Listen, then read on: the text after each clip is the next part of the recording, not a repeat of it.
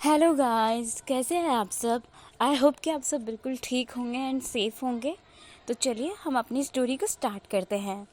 So guys, अब तक हमने देखा था कि सॉन्गलैन को बहुत ज़्यादा गुस्सा आ जाता है वैनिंग पर, और सब लोग बहुत हंस रहे थे सॉन्गलैन की हरकतों पर। अब सॉन्गलैन और शिंगचैन अकेले थे, दोनों एक दूसरे से बातें कर रहे थे अपने रूम में, और यहाँ नीचे हॉल में सब लोग मिलकर उन दोनों के एंगेजमेंट की डेट फिक्स करते हैं। साथ में वीइंग और वांगजी को भी एंगेजमेंट की डेट फिक्स करने के लिए कहते हैं, पर वीइंग मना कर देता है। अपनी फाइनल्स की स्टडी के बाद ही वो एंगेजमेंट करेगा।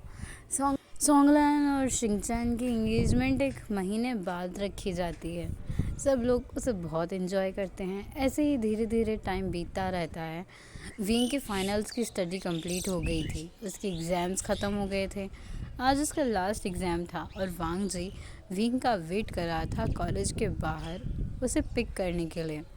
वांग जी बहुत ज़्यादा बेसब्र था, क्योंकि आज ही वो विंग के पेरेंट्स से उनकी एंगेजमेंट की डेट फाइनल करने वाला था। अब वांग जी से और इंतज़ार नहीं हो रहा था, वो विंग को अपने साथ रखना चाहता था। विंग आधे घंटे में बाहर निकलता है और वांग जी उसे जाकर टाइटली हग कर लेता है और उसे तुरंत अपने आर्म्स में कैरी करके कार में बिठा देता है। विंग वांग जी के एक्साइटमेंट को देखकर खुश हो रहा था और विंग कह रहा था, लंजा क्या बात है, तुम इतने ज़्यादा एक्साइटेड क्यों हो, एग्ज़ाम तो मेरे ख़त्म हुए हैं। तो वांग जी विंग की तरफ देखकर कहता, क्योंकि अब मैं तुमसे शादी करूँगा और मैं तुमसे इसी हफ्ते में शादी करना चाहता हूँ। तो विंग शॉक्ड होते हुए कहता है, क्या लंजा, तुम पागल हो गए हो क्या, इतना जल्दी। नहीं नहीं नहीं नहीं, कम से कम 2 वीक। वांग जी विंग को कुछ भी बोलने का मौका ही नहीं देता और वो उसे बताने लगता है कि उसने तो अभी से सब कुछ तैयारी करना स्टार्ट कर दी है। एक हफ्ते में उनके लिए सारा अरेंजमेंट भी हो जाएगा। और वो विंग से पूछने लगता है, हम लोग हनीमून के लिए कहाँ जाएंगे विंग, तुम सोच लो और मुझे बता देना, बाकी का सब मैं देख लूँगा। विंग वांग जी की बातें सुनकर अपनी हंसी रोक नहीं पा रहा था। जितना ज़्यादा वांग जी खुश था उतना ज़्यादा विंग भी खुश था। दोनों घर पहुंचते हैं, लेकिन दोनों को घर पहुंचते ही ज़ोर का झटका ज़ोर से लगता है, क्योंकि वहां पर वांग जी के पेरेंट्स शिचैनगा, जियांग चैंग और विंग के अंकल आंटी पहले से ही बैठे हुए थे। सब लोगों के पास काफ़ी सारा सामान रखा हुआ था जो एक्सचेंज करने के लिए था। वांग जी को किसी की ज़रूरत नहीं थी विंग से शादी के लिए बात करने की। वो अपने पेरेंट्स को देखकर कुछ खास खुश नहीं था।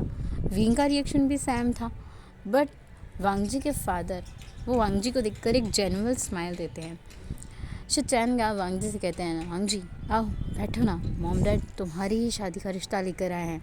तो वांग जी शॉक्ड हो जाता है कि उसके पेरेंट्स विंग के लिए उसका रिश्ता लेकर आए हैं, जो कुछ दिनों पहले तक बिल्कुल भी राज़ी नहीं थे।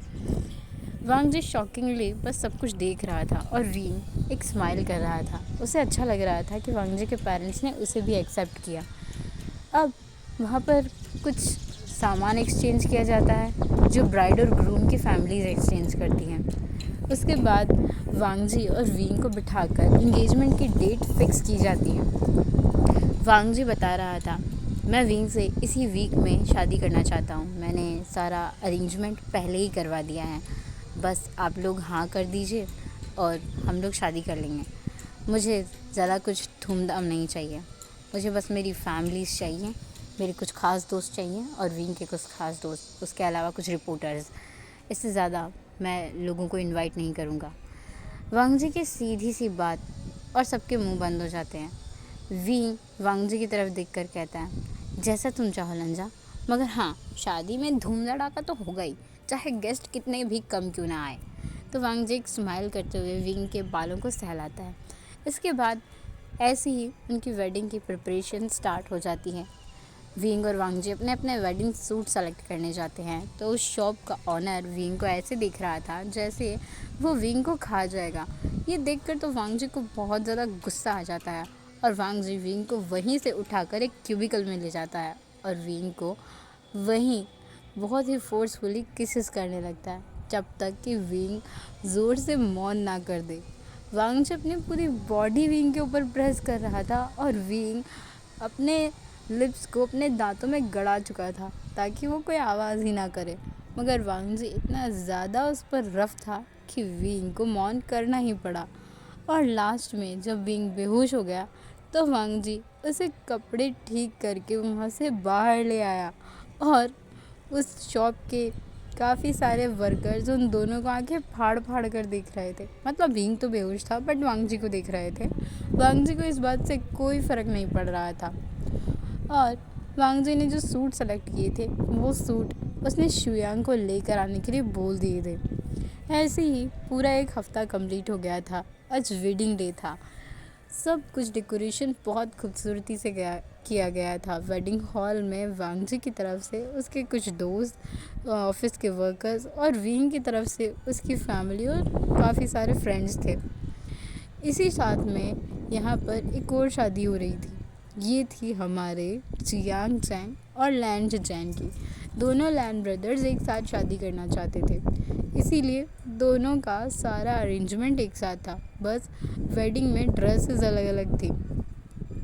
अब गेस्ट भी आना स्टार्ट हो गए थे और ग्रूम्स स्टेज पर बेसब्री से अपने अपने ओमेगास का वेट कर रहे थे। थोड़ी देर में प्रीस्ट सभी से कहता है ब्राइड इसको बुला दिया जाए। तो विंग की आंटी और जियांग चैंग के फादर दोनों जाते हैं। विंग की आंटी विंग को लेकर आती हैं और जियांग फैंगमियान अपने बेटे जियांग चैंग को। वो दोनों भी बहुत खूबसूरत लग रहे थे। विंग ने वाइट कलर का ड्रेस पहना था और जियांग चैंग ने ब्लैक अटायर।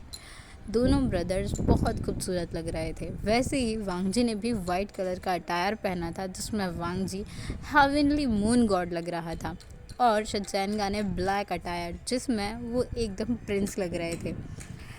अपने अपने ओमेगास का हाथ पकड़कर वो दोनों खड़े हो जाते हैं। फिर उसके बाद उनकी वेडिंग रिचुअल स्टार्ट होते हैं। वो अपनी वेडिंग कंप्लीट करते हैं और उसके बाद सभी को बो करते हैं। वेडिंग कंप्लीट हो जाने के बाद सब लोग डांस करते हैं। तभी शिंग चैन और सॉन्गलैन वहाँ पर आते हैं और कहते हैं हम लोग चाहते हैं कि तुम लोग पहले कुछ गेम्स खेलो। उन दोनों को बिठाकर गेम्स खिलाए जाते हैं। फर्स्ट गेम में विंग और वांग जी दोनों को आमने सामने बिठाया जाता है और दोनों के सामने एक एक गिलास पानी का रखा जाता है। सेम शचैनगा और जियांग चैन के साथ भी किया जाता है। फिर वो एक दूसरे के बारे में सवाल पूछते हैं और जो भी गलत जवाब देता उसके मुंह पर वो पानी का गिलास फेंका जाता। ये गेम कम उन दोनों की बेइज्जती ज़्यादा थी। ऐसा लग रहा था ये दूल्हा दुल्हन अभी अभी शादी करने के बाद एक दूसरे से झगड़ रहे हैं। इसके बाद एक और गेम खिलाया जाता है जिसमें अपने ओमेगास को अल्फास को कैरी करना था और उन्हें लेकर रेस लगानी थी। दोनों लैंड ब्रदर्स एक साथ ही जीत गए थे। सभी गेस्ट को बहुत अच्छा लग रहा था। इसके बाद डिनर होता है और सब लोग अपने अपने घर चले जाते हैं। हमारे ग्रूम्स बहुत ज़्यादा एक्साइटेड थे जिनके ओमेगास अभी रूम में उनका वेट कर रहे थे। दोनों ब्रदर्स अपने अपने रूम में जाते हैं। विंग वांग जी के रूम में बैठकर उसका वेट कर रहा था, लेकिन विंग के दिमाग में एक शरारत चल रही थी। इसलिए विंग ने पूरे बेड के चारों तरफ बेडशीट के नीचे काफ़ी सारे पापड़ बिछा दिए थे और वो वॉशरूम में चला गया था। वांग जी विंग का वेट करते करते पहले तो चक्कर लगाता है, मगर जब विंग वॉशरूम से बाहर नहीं आता तो वो विंग से पूछता है विंग कितना टाइम लगेगा तुम्हें। तो विंग अंदर से कहता है लंजा बस 5 मिनट, तब तक तुम रेस्ट कर लो। तो वांग जी बेड पर एकदम से जंप करता है और लेट जाता है, लेकिन जैसे ही वो बेड पर लेटता है जो पापड़ थे वो क्रैक हो जाते हैं और उनका साउंड वांग जी को आता है। वांग जी करवट बदलता है तो फिर से उसे सेम साउंड आता है और कुछ चुभता हुआ महसूस होता है। वांग जी उठता है और बेडशीट को हटाता है। उसके नीचे पापड़ों का कचुम्बर बन चुका था और वांग जी को अब बहुत ज़ोर से हंसी आ रही थी क्योंकि उसे पता था ये शरारत विंग ने की है। वांग जी कहता है विंग अब तुम बाहर नहीं आओगे, मैं अंदर आऊँगा।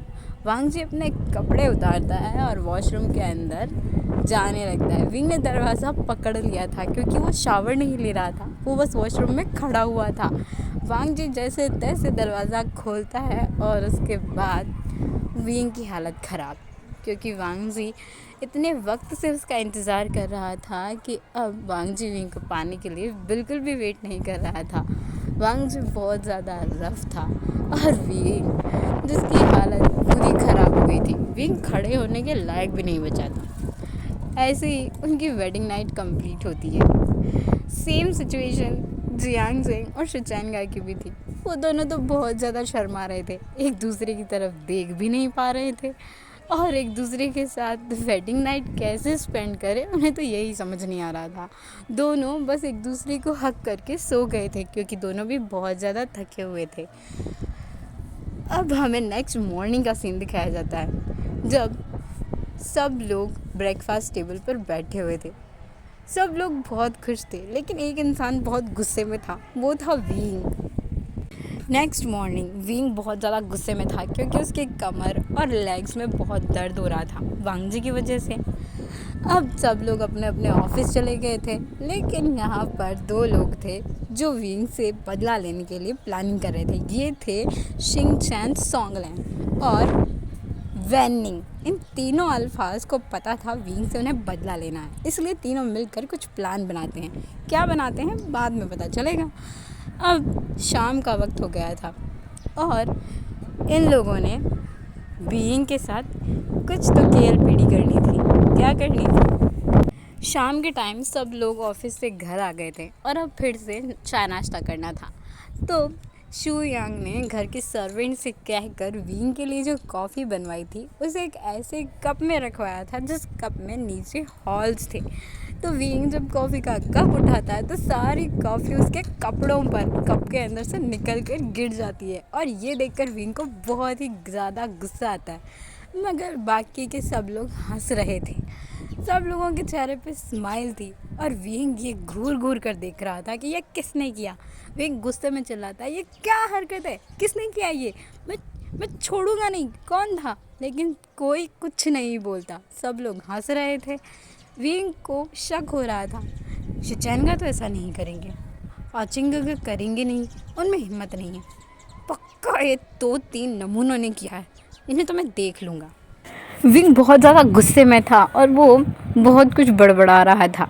विंग तो उठ के जाने वाला था मगर वांग जी उसे पकड़ लेता है और उसे शांत करवाता है। विंग कोई बात नहीं, बाद में देख लेना, अभी तो डिनर करो।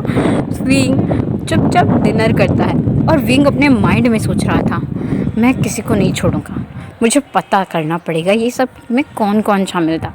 तो विंग अपनी जासूसी शुरू करता है और उसे पता चलता है कि विंग को पता चलता है कौन कौन शामिल था। शू यांग, सोंगलैन, वेनिंग और साथ में शिचैनगा और जियांग चैंग। बेचारा वांग जी ही था, मगर वांग जी के लिए अच्छा भी था, वरना वांग जी की हालत तो विंग ख़राब कर देता।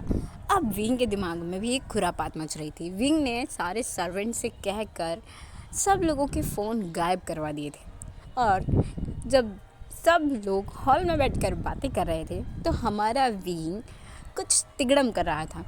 सबके फ़ोन्स में अलार्म लगा लगा के विंग ने सबके रूम्स में अलग अलग जगह पे छुपा दिए थे और अब विंग इंतज़ार कर रहा था सब लोगों के सोने जाने का। सब लोग अपने अपने रूम में सोने भी चले जाते हैं। विंग अपने रूम में आता है, रूम को लॉक करता है और कानों में रुई लगा करके सो जाता है। वांग जी भी विंग की हरकतें देख रहा था पर वो कुछ नहीं कहता, उसे पता था ज़रूर विंग बदला लेने के लिए कुछ ना कुछ तो करके ही आया है।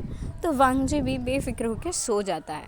अब रात के 11 बजे शू यांग के रूम में अलार्म बजना शुरू होता है और उस अलार्म में इतना गंदा गाना बज रहा था कि शू यांग उठकर गुस्से में चिल्लाता है, कौन है ये। शू यांग को समझ में आता है उसके रूम में कोई नहीं है। फिर शू यांग अपने रूम में उस अलार्म को बंद करने के लिए ढूंढना शुरू करता है। आधा घंटा लग जाता है शू यांग को उस फ़ोन को ढूंढने में जो रखा हुआ था टॉयलेट में। अब शू यांग देखता है कि ये तो मेरा फ़ोन है, इसमें अलार्म किसने लगाया, मैं इतना बेवकूफ़ हूँ क्या। शू यांग अलार्म बंद करता है और फिर से सोने लगता है, बट उसके फ़ोन का अलार्म तो बंद हो ही नहीं रहा था। वो एक बार फिर से बजा। शू यांग को अब गुस्सा आ रही थी तो वो उठ करके शिचैन के रूम में जाने की कोशिश करता है, पर उसे समझ आता है शिचैन अब सिंगल नहीं है, उनकी शादी हो चुकी है। तो वो जाता है सोंगलन के रूम में, जहाँ सोंगलन घोड़े बेचकर सो रहा था। शुयांग दरवाजे को बहुत बुरी तरह से पीटने लगता है, तो सोंगलन भी नींदों में उठ कर आता है। क्या है यार, तू क्यों मेरे को सोने नहीं देता है? हाँ, क्या चाहिए तेरे को? तो शुयांग बोलता है, मैं तेरे रूम में सो जाऊँ क्या? मेरे रूम में कुछ प्रॉब्लम हो गई। तो सोंगलन बोलता है, ठीक है, आजा सो जा। दोनों भी सोने जाते हैं। 5 मिनट भी नहीं हुए थे कि सोंगलैन के रूम में भी एक बहुत बुरा गाना लाउड स्पीकर की तरह फटने लगता है और दोनों फिर से उठ जाते हैं। शुयांग को बहुत गुस्सा आ रहा था, तुम्हारे रूम में भी क्या प्रॉब्लम है? तो सोंगलैन कहता है, यार शायद मैंने अलार्म लगाया था। गधे कहेंगे, 12 बजे का अलार्म कौन लगाता है? ढूंढ उसे, बंद कर, मुझे सोना है। शुयांग का फेस तो रोने जैसा हो गया था और सोंगलैन बहुत चिड़चिड़ा सा था। दोनों मिलकर रूम में फ़ोन ढूंढते हैं, लेकिन उन्हें फ़ोन मिलता ही नहीं है। फिर एक बार फिर से अलार्म बजता है और इस बार भी बहुत बुरा सा गाना बज रहा था।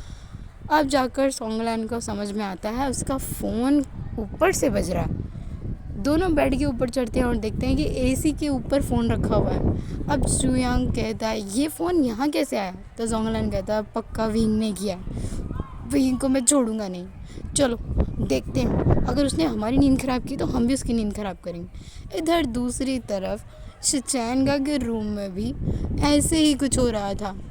पहले शिचैनगा का फ़ोन बज रहा था, जब उसे बाथरूम से निकाल कर शिचैनगा ने बंद कर दिया तो जियांगचैंग का फ़ोन बजने लगा और जियांगचैंग का फ़ोन बेड के नीचे रखा हुआ था। दोनों हस्बैंड्स बेड के नीचे घुसते हैं और वहाँ से उस फ़ोन को निकालते हैं जैसे तैसे। जियांगचैंग तो नीचे फंस गया था, तो शिचैनगा उसे खींचते हुए बाहर निकालते हैं। तभी उनके रूम पे नॉक होता है। दोनों दरवाज़ा खोलते हैं। वहाँ पर थे सोंगलैन और शुयांग, जिनकी आंखें सूजी हुई थी और दोनों की शक्लें रोनी हो रखी थी। दोनों बस रोने ही वाले थे। तभी शिचैनगा कहता है, क्या हुआ, तुम दोनों यहाँ क्या कर रहे हो? इतनी रात को सोए नहीं क्या? और ये क्या होलिया बना रखा है? तभी दोनों कहते हैं, शिचैनगा, हमारे रूम्स की हालत बुरी है। विंग ने सबके फ़ोन में अलार्म लगा दिया है, ऊपर से पासवर्ड भी चेंज कर दिया है, फ़ोन को ओपन भी नहीं कर पा रहे, अलार्म बंद नहीं हो रहा है, हम लोग कैसे सोएंगे? तो शिचैनगा कहते हैं, बेवकूफ़ों, तुम्हारी वजह से हमारी हालत भी ख़राब हो गई है, हम दोनों भी नहीं सो पा रहे हैं। इतने में वेनिंग भागता हुआ उनके पास आता है। यार मेरे फ़ोन में कुछ प्रॉब्लम हो क्या हुआ? सब लोग यहाँ क्या कर रहे हैं? वही कर रहे हैं जो तुम कर रहे हो। तुम्हारे फ़ोन में क्या हुआ? मेरे फ़ोन में बार बार अलार्म बज रहा है लेकिन बंद नहीं हो रहा, पासवर्ड भी चेंज हो गया है। वैनिंग की शक्ल देखकर सब लोग कहते हैं, तुम्हें पता है ये किसने किया है? वैनिंग कहता है, कौन? वी वूशियान, छोड़ूंगा नहीं उसे, चलो सब उसके घर पे, मतलब उसके रूम में चलो। सब लोग विंग के रूम की तरफ भागते हैं। विंग, जो घोड़े बेच के कानों में रुई लगा के आराम से सो रहा था, उसे कोई फ़र्क नहीं पड़ता। रात के 3 बज गए थे, सब लोग इधर उधर दौड़ रहे थे, सोने के लिए जगह ढूंढ रहे थे, लेकिन सबके फ़ोन के अलार्म्स बज कर सबका दिमाग ख़राब हो गया था। एंड में जाकर वो सब लोग विंग के रूम के बाहर ही तकिया लेकर सो जाते हैं। सब लोग आड़े टेढ़े उल्टे सीधे सो रहे थे। जब सुबह होती है तो वांगजी सबसे पहले उठता है और वांगजी उठकर दरवाज़ा ओपन करके जब बाहर निकलता है तो वो गिर जाता है और गिरता सीधा सोंगलैन के ऊपर है, क्योंकि उसके डोर के बाहर शुयांग सो रहा था। जैसे ही सोंगलैन पे वांगजी गिरता है, सोंगलैन चीख के उठ जाता है, बॉस सब के मुझे मार डालना चाहते हैं, मेरे ऊपर क्यों जंप किया? अब तो आपका ओमेगा है ना, उसके ऊपर जाके जंप कीजिए। तो वांगजी कहता है, शट अप, तुम लोग यहाँ क्या कर रहे हो? और आप ऐसे यहाँ आड़े टेढ़े की सो रहे हो और आप सबकी आंखें इतनी सूजी हुई क्यों हैं? ये क्या शक्लें बना रखी है आप लोगों ने?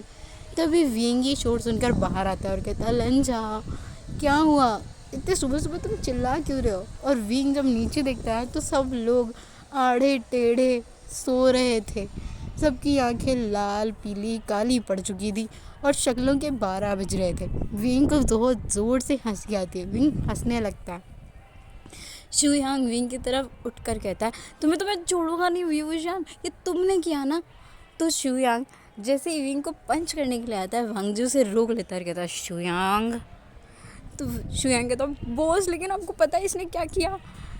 तो वांगजी कहता है, मुझे पता है इसने क्या किया, लेकिन विंग कहता है, हाँ तो पहले मैंने तुम लोगों को छेड़ा था, तुम लोगों ने ही मुझे छेड़ा था ना पहले, तो भुगतो। इस शुयांग की शक्ल के तो 12 बज गए थे और वो एक दीवार पर पंच मार के वहाँ से भाग जाता है। वैनिंग जो कुछ भी नहीं करा था बेचारा, वो कहता है मुझे घर जाना है, क्या मैं मेरे घर जाऊँ? तो विंग कहता है हाँ हाँ चले जाना, ब्रेकफास्ट तो कर लो। नहीं मुझे ब्रेकफास्ट नहीं करना है, पता नहीं तुम ब्रेकफास्ट में क्या मिलाओगे, मैं घर जाके कर लूँगा। वेनिंग तुरंत अपने रूम में भागता है और विंग से कहता है भागते हुए मेरे फ़ोन का अलार्म बंद कर देना और पासवर्ड फिर से सेट कर देना। ऐसे ही चिल्लाता खांसता हुआ वेनिंग वहाँ से चला जाता है और विंग और वांगजी दोनों हंसते हुए दरवाजे पर बैठ जाते हैं। सो गाइस आज के लिए बस इतना ही।